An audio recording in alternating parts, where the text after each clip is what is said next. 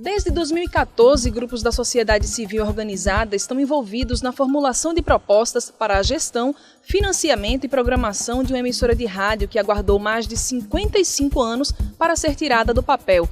Trata-se da Rádio Frei Caneca FM, um projeto do já falecido vereador Liberato Costa Júnior. Finalmente, após décadas de espera, a rádio deu início às suas atividades no dia 30 de junho de 2016, com uma programação musical experimental. Para falar sobre os desafios e perspectivas para a primeira emissora de rádio pública do Recife, o Entrevista Coletiva recebe o diretor da Rádio Frei Caneca FM, Patrick Torquato.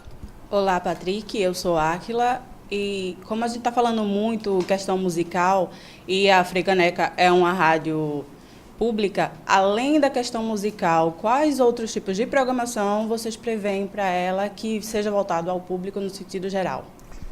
É muito boa essa pergunta. A gente tem uma convenção, de certa forma, equivocada em relação ao rádio, né? A gente como cidadão de maneira geral. E que, entendendo que seleção musical é uma coisa menos importante ou menos interessante que o jornalismo noticioso. A ideia que a gente tem na programação da rádio, naturalmente, além de música, revistas, jornais, documentários, programação infantil, enfim, todas essas coisas. Mas já desde a seleção musical a gente tenta fazer algo de boa qualidade, bem feito, bem organizado, bem selecionado, e o público vem percebendo isso. Não é simplesmente um vitrolão lá que ficam tocando músicas que se repetem, mas uma seleção musical bem pensada. Nas propostas que a gente vem trazendo da sociedade, tem encaminhamentos, né, no eixo que fala de programação, e que a gente deva garantir pelo menos 90 minutos de jornalismo, que a gente tenha programação infantil, que a gente tenha rádio documentários, que a gente tenha, enfim, programas de debate, transmissões ao vivo.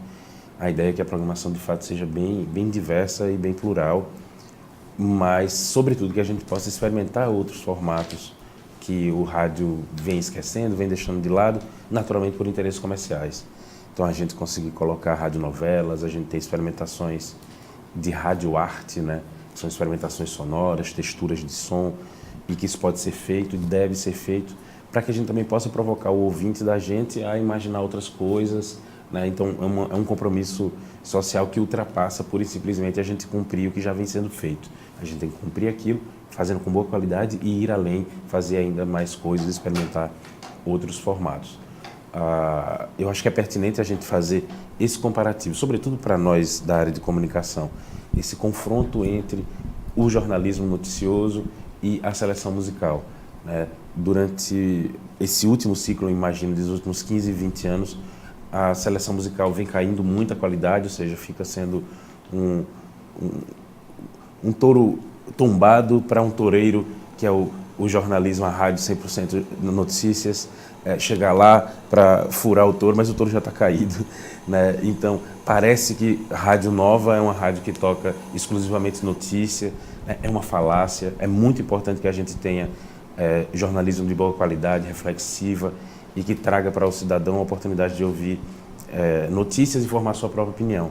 Mas existe um confronto aí que precisa ser debatido entre uma boa seleção musical e um bom jornalismo. Acho que a gente está no momento ideal para se debater isso. Olá, Patrick, sou o Carlos. Na pergunta anterior da colega, você citou 2 vezes a questão da programação infantil, que a gente não vê muito em rádios comunitárias, locais, comerciais. Como é que vocês pretendem trabalhar com esse público? Olha, a gente vem num ciclo que eu imagino, né, dos últimos 20 anos por aí mais ou menos, com uma perda muito grande de audiência no veículo, rádio de maneira geral, independente das características. A gente imaginar que eu posso formar, sim, novos ouvintes, convidando-os à experiência de ouvir música, de ouvir informações, de ouvir a contação de uma história, é uma ferramenta que está sendo colocada de lado, não está sendo explorada, não está sendo utilizada. Em Recife tem algumas experiências muito boas de produção de conteúdo para o público infantil, tanto para a rádio quanto para a televisão, né, em audiovisual, e trazer isso para a Frei Caneca eu acho que é fundamental. A emissora ter esse protagonismo. Então, se você imaginar formatos como um programa ficcional para criança, ou mesmo um pequeno jornalzinho de 5 minutos que faz a decodificação das notícias do dia, só que falado de um jeito mais divertido, mais engraçadinho para o público infantil.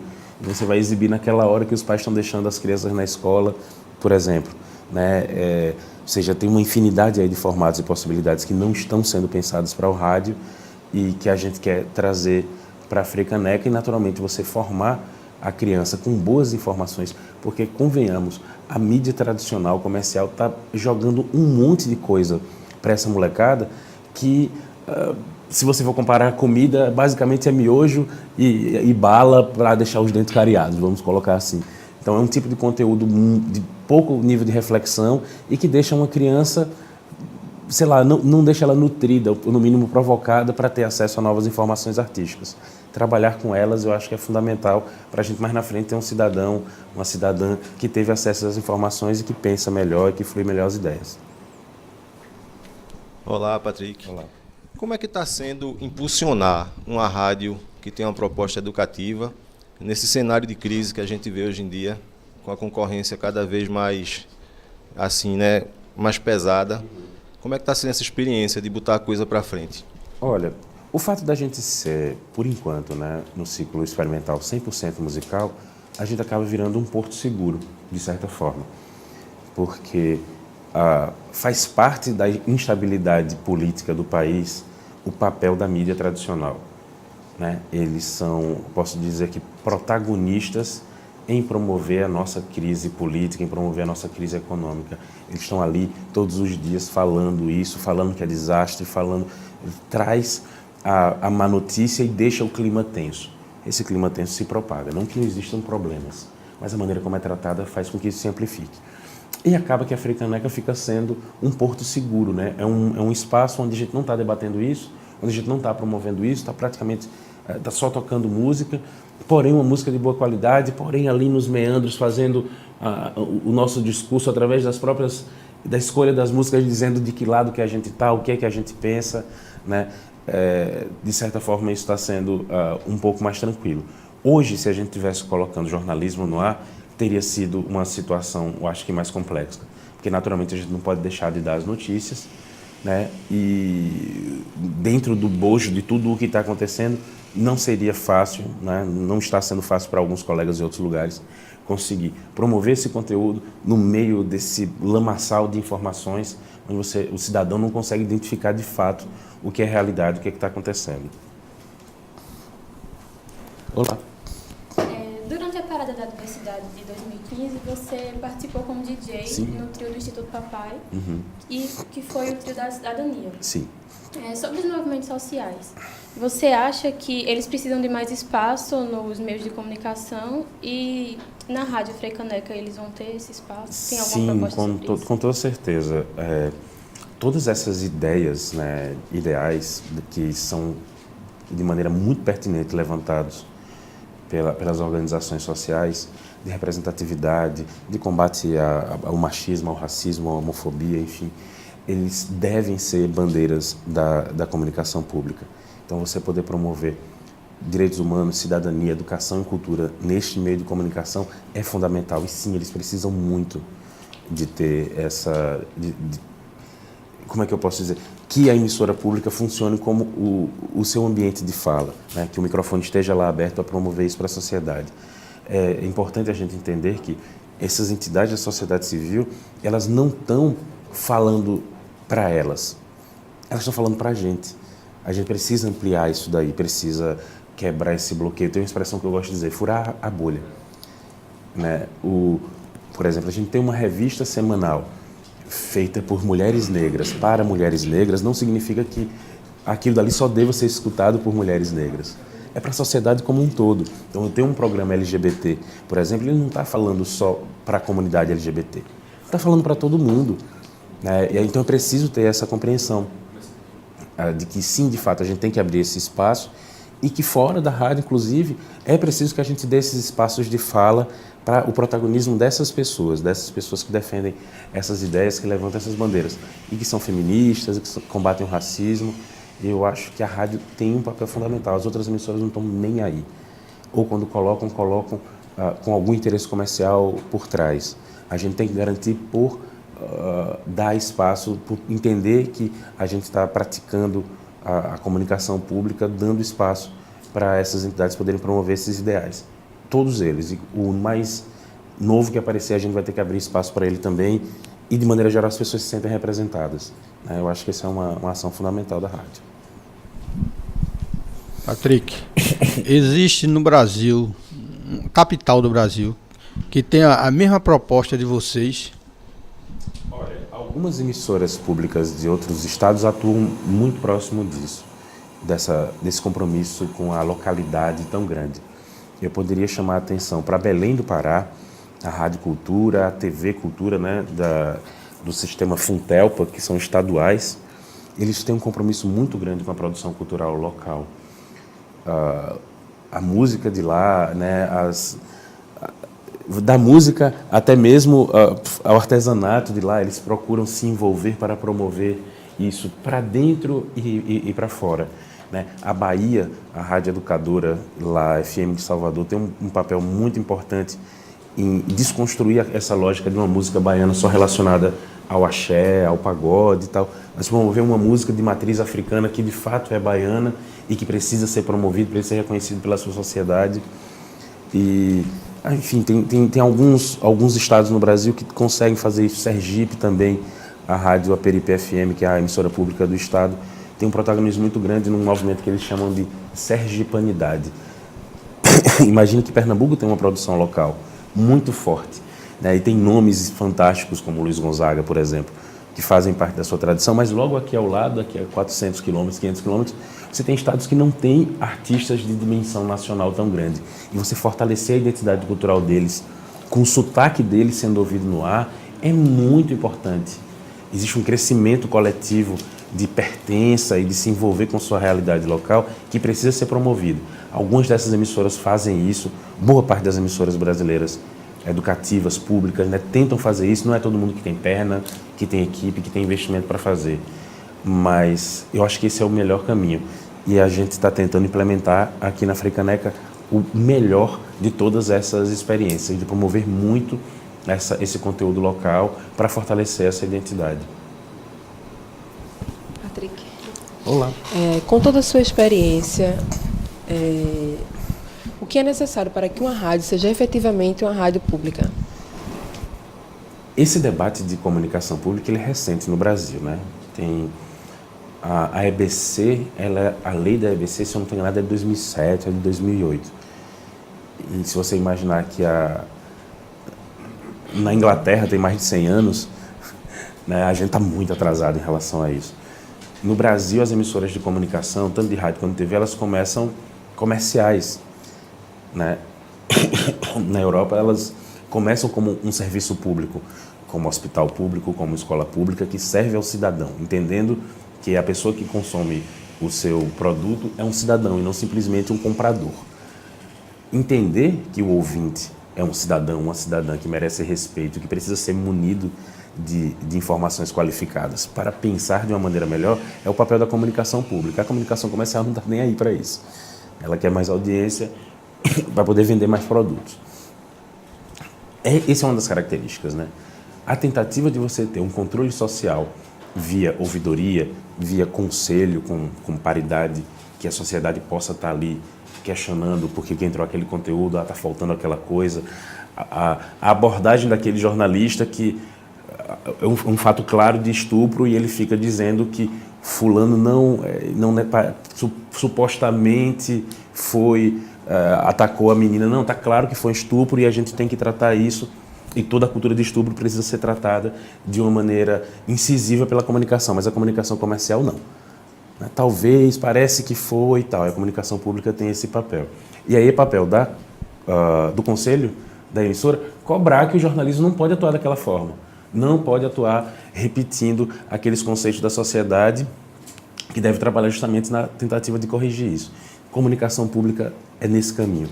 É a tentativa de dialogar, de tratar o cidadão, o ouvinte como cidadão, de ter participação da sociedade na construção via conselho, via ouvidoria, e você ter investimentos que sejam independentes do governo, né? Então, ter dinheiro via outras formas de investimento, que não seja necessariamente o dinheiro que vem da prefeitura para poder manter a rádio.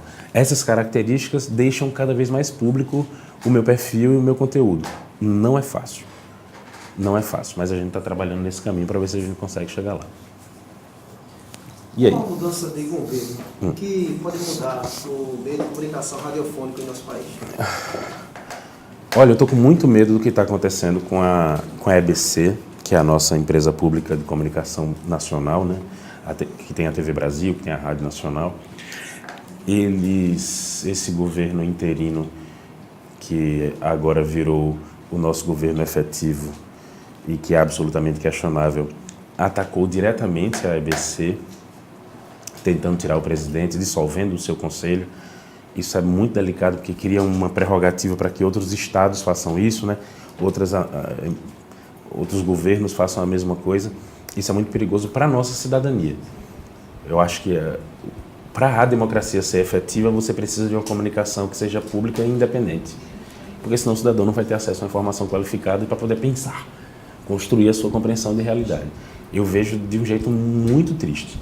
Porque o que estamos construindo para a Frecaneca, por exemplo, é muito balizado nessa lógica de construção de uma comunicação pública, diversa, plural, com participação do cidadão. Se o governo que entra destrói isso, ele está naturalmente dizendo para a sociedade que esse não é o caminho, não. Então a gente vive um momento muito delicado, né? Muito delicado mesmo, e tomara que a gente consiga reverter, porque a garantia da nossa democracia, eu acredito que passa por uma comunicação pública independente. Aqui, Patrick. Houveram muitas mudanças do projeto inicial da rádio até o final? Sim, como é um projeto longo, de 56 anos, sim, houveram muitas mudanças. Do dial, né, do número da gente que ia ficar ali, que fica no rádio, 101,5, era um outro número, isso modificou. Inicialmente ele iria para esse lugar onde a gente montou a antena, que é o Alto Santa Terezinha, mas ele foi modificado para a possibilidade de outros 3 lugares. Acabamos retornando para o Alto Santa Terezinha, que é um prédio, um equipamento da própria prefeitura. Ela é pensada como uma emissora educativa, há mais de 50 anos atrás, nunca deixou de ser compreendida como uma ferramenta de promoção de educação e cultura, mas dos últimos 15 anos que ela é compreendida como uma emissora pública. Ela entra nessa lógica do que via sendo pensado para a TV Brasil, para a Rádio Nacional, que é justamente nesses últimos 10, 15 anos. Então, o que eu posso te dizer é que sim, mudou porque era necessário mudar, mas não mudou para pior, mudou sempre para garantir o avanço, né? Eu acho que você tem consciência de que as mudanças sim podem ser positivas, elas aconteceram para garantir mais participação, mais transparência, mais diversidade, mais pluralidade, ou seja, veio mudando de acordo com a evolução da própria sociedade. Olá, Patrick. A minha pergunta é sobre como a rádio é uma rádio pública. Não há aquele sentimento assim de medo de sofrerem censuras pelo governo, principalmente nos programas jornalísticos? Esse medo ele vai existir ad eternum, né? Sempre vai acontecer. Essa sombra da regulação, da censura, é uma coisa que vai existir para todo sempre. Só quem pode garantir isso é a nossa evolução enquanto sociedade, né? É a maturidade da sociedade que vai fazer com que a gente consiga garantir essa evolução. Então, por exemplo, achar que este prefeito vai interferir ou que o próximo prefeito vai interferir faz com que a gente consiga construir um diálogo com a sociedade que possa proteger isso. Então, o que vai garantir não sou eu ou não é o prefeito, é a sociedade em si está consciente de que a gente deve manter essa autonomia. Eu, em particular, só consigo enxergar a democracia através de uma comunicação que seja independente. Esse medo a gente deve ter, um receio natural que a gente deve ter, mas a gente deve trabalhar na construção da proteção disso. E as ferramentas são essas. É você ter audiência, é você ter participação popular e o gestor que vai entrar lá, que pode ter algum interesse maior, ele vai ficar receoso, porque ele sabe que existe uma audiência que está cobrando quem está trabalhando, né? E existe uma equipe qualificada que quer garantir essa independência e existe um conselho forte que pode cobrar e pressionar para que o gestor não faça esse tipo de intervenção. Entendeu? Você? Oh. Olá, Patrick. Uma pergunta que eu acho extremamente interessante é que como é que vocês hoje visualizam, por exemplo, a Frecaneca vê a situação das rádios comunitárias, né? Porque quando se instala na Alto Santa Terezinha a antena de vocês para a transmissão, nós temos também ali pela Zona Norte, Bomba do Emetério, por exemplo, uma grande produção cultural, entendeu? Como é que esse apoio seria herdado por vocês também? Olha, eu acho que a rádio comunitária é um tipo de ferramenta fundamental na promoção desses conteúdos locais, dentro de um microcosmo ainda menor do que o da cidade, né? O da comunidade. Quando você empodera o cidadão, a cidadã, o coletivo ali, de um meio de comunicação, ele consegue se enxergar melhor. Tem um exemplo bobo que é o espelho. Né? Por mais que você tente se arrumar, se ajeitar, se vestir bem, ajeitar o cabelo, se você não tiver um espelho para se ver, você perde o domínio disso, você perde o controle disso. E você passa a acreditar no que as pessoas dizem para você. Teu cabelo está assanhado para cá, teu cabelo está ruim, está feio. Ou seja, você não tem autonomia de, com a sua própria consciência, construir a sua cara. Você ter uma rádio comunitária está muito relacionado a isso. As pessoas se conhecerem, se fortalecerem enquanto entidade, enquanto um grupo coletivo. E tem uma coisa que uns pensadores de rádio comunitária falam, que ela não precisa necessariamente de ouvinte, mas ela precisa de falante. Né? Então, quando você oferece essa consciência para uma comunidade, que ela pode se comunicar a partir daquele meio de comunicação, da rádio comunitária, você está fortalecendo ela em termos de identidade, inclusive de intelectualidade. Eu enxergo, eu em particular, enxergo a ferramenta da rádio comunitária como complementar da comunicação pública. E eles devem atuar de maneira parceira. A gente tem garantias de conteúdo, de comunicação comunitária, a gente tem proposições que vêm da sociedade de que a gente deve estimular, fortalecer a comunicação comunitária, e eu entendo também assim, eu fico muito feliz de que você é obrigado, digamos assim, né, ter que direcionar forças para fortalecer a comunicação comunitária, que é fundamental para a democracia também, tanto quanto a comunicação pública. Opa. Boa tarde, eu gostaria de saber como acontece a liberdade de expressão nas rádios públicas, se há algumas restrições ainda nos dias atuais. A gente trata essas, assim, vamos colocar, a liberdade de expressão é um conceito muito genérico, mas que a gente pode trazê-lo para essa autonomia de conteúdo, né? A gente falou há pouco sobre a intervenção do prefeito, a intervenção do gestor, por exemplo, no conteúdo, na abordagem dessas questões. E eu entendo que se a gente consegue garantir a autonomia da comunicação pública, é que você garante, de fato, a força daquele meio de comunicação no sentido de garantir a democracia. Então, a liberdade de expressão ela deve ser totalmente protegida para que, sim, de fato, o cara tenha total autonomia. Porém, essa liberdade de expressão, ela vem também com certos compromissos. Então, você não é totalmente livre. Você tem um direito, mas você tem alguns deveres que estão relacionados ao que você está falando, como você está abordando. E você vai ter que, sim, cumprir com o que vem depois disso daí. Fale o que quer, mas também esteja disposto a proteger, né, a se garantir em relação às consequências do que isso vai trazer. Quando o microfone está na tua mão, você não tem a total autonomia. Tem um monte de gente por trás desse microfone e aí você tem esses compromissos com essas pessoas. Então, essa consciência de que é coletivo, que é muito mais do que o que eu estou escolhendo, é o que faz com que a liberdade de expressão ela não seja individual, ela seja coletiva. Então você tem ali direito de falar, mas você tem direito de falar e o seu direito está maior quando você fala em nome de mais gente. Se você ficar falando só em nome próprio, escolhendo a música do seu amigo, bota na sua música para tocar na rádio, vai perdendo completamente a tal da liberdade de expressão, porque você está fazendo uma coisa para o seu interesse pessoal. E eu acho que é isso que a gente deve tentar combater. Opa. Patrick, boa tarde também aos companheiros aqui. Eu trabalho na área de rádio já há mais de 20 anos e comecei em rádio comunitária. A Rádio Frecaneca, como foi colocado na pauta, é uma rádio educativa, é comercial ou comunitária? Nós somos uma emissora educativa na prerrogativa que está relacionada à Anatel, assim como a Folha, por exemplo, é uma rádio educativa, assim como a Universitária também é uma rádio educativa. A nossa atuação vai no viés de tentar transformá-la em emissora pública, do ponto de vista de gestão, para que o cidadão, coletivamente, as entidades possam fazer a gestão e a proposição dos conteúdos dela. Então, não simplesmente é uma emissora educativa estatal que segue os interesses do gestor que vai estar lá, do partido que vai estar lá. A tentativa, o esforço maior é que a gente tente fazer com que ela seja cada vez mais pública, né? Que tenha conselho, que tenha ouvidoria, que as pessoas possam se sentir representadas por aquele conteúdo. E, sobretudo, que o cidadão não sinta diferença quando muda a gestão. Né? Mudou o prefeito e a rádio muda. Não, não é para ser assim. Ah, mas porque no Brasil é assim mesmo. Não, não é para ser assim.